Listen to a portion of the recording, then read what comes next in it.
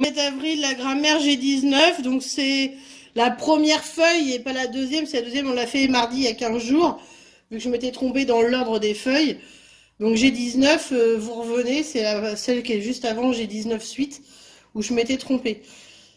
Donc le sommet du col où se juge l'arrivée est encore loin, donc je fais un petit rappel sur G19 qui sont les phrases aux propositions relatives. Donc je vous avais dit il y a 15 jours, du coup, cherchez d'abord les verbes, comme ça vous allez vous repérer. Donc là, c'est se juge et les verbes.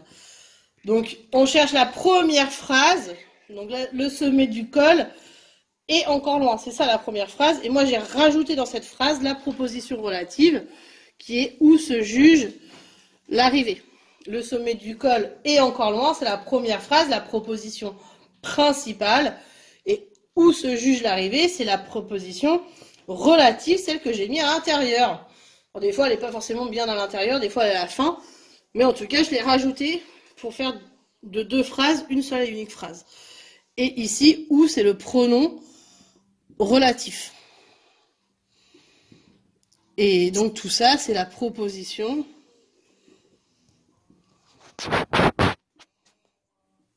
relative. C'est bon pour chacun, j'espère. Ce que je vais souligner en vert, donc le sommet du col est encore loin, ça sera la proposition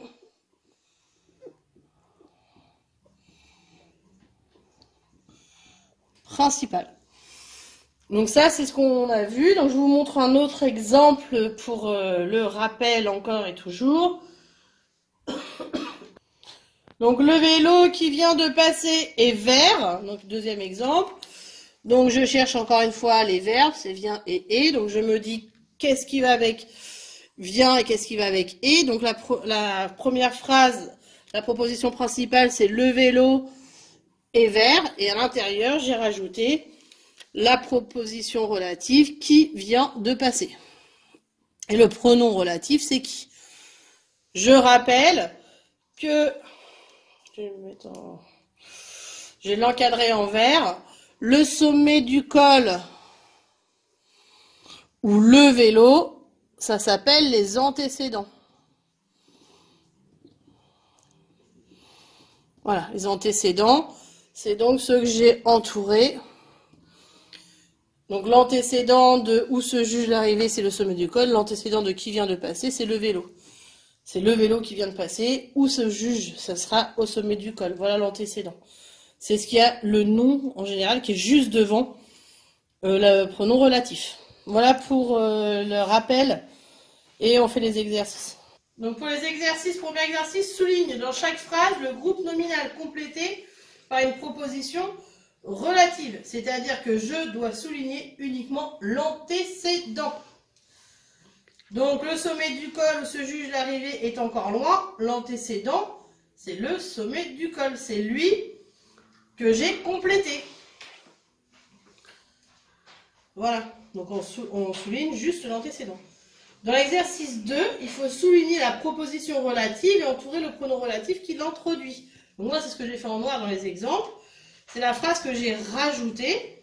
Donc le peloton qui passe devant nous à 10 minutes de retard. Donc la proposition relative, c'est qui passe devant nous. Juste ce morceau-là. Et entoure le pronom relatif qui l'introduit, c'est qui. Donc je vais entourer qui et je vais souligner qui passe devant nous. Voilà pour l'exercice 2. Dans l'exercice 3, j'ai oublié les pronoms relatifs. On avait vu ça la semaine dernière. Donc vous essayez de chercher les pronoms relatifs qui peuvent bien en aller dans chaque trou. Dans l'exercice 6, réunis deux phrases en une à l'aide d'un pronom relatif. Donc je vous ai mis un exemple parce que c'est pas ce qu'il y a de plus simple. Préparer l'orage dans cette phrase-là. Ça pourrait être dans l'autre. Hein. C'est-à-dire qu'on peut pas. Il faut bien lire la phrase pour comprendre le sens. Ensuite, je vais prendre menacer.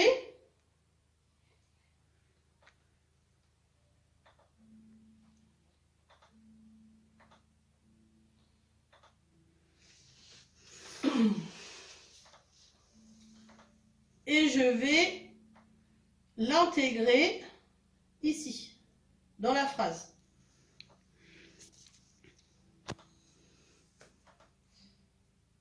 Comme ça, je ne vais pas faire de répétition de l'orage. Voilà, j'espère que vous comprenez. Donc, l'orage qui menaçait s'abattit sur la montagne. Il ne me restera plus qu'à rajouter ici le pronom relatif. Donc, je n'ai pas répété orage. Menacé, je l'ai pris. Je l'ai mis dans la phrase et je rajoute le pronom relatif ici. Pour intégrer une seule et une unique phrase. Donc, l'orage qui menaçait s'abattit sur la montagne. Donc, j'ai bien rajouté ici qui menaçait. Dans cette phrase-là. Donc, le tonnerre accompagnait la pluie, le tonnerre claquait comme des coups de feu. Si on fait pareil, c'est le tonnerre, donc je vais barrer là. Le tonnerre qui accompagnait la pluie, claquait comme des coups de feu. Donc, lisez bien les phrases et le sens des phrases pour pouvoir faire cet exercice. Parce que si vous n'avez pas le sens des phrases, qu'est-ce que ça veut dire?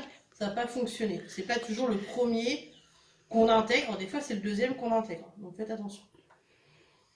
Voilà pour l'exemple. J'espère que c'est compris. Donc, vous faites les exercices. Et puis après, moi, je vais corriger. Donc, dans chaque phrase, il fallait souligner le groupe nominal complété par la proposition relative. Donc, l'antécédent. Donc, le sommet du col où se juge l'arrivée est encore loin. Donc, il fallait souligner le sommet du col. Les coureurs qui mènent la course augmentent leur avance, c'est les coureurs.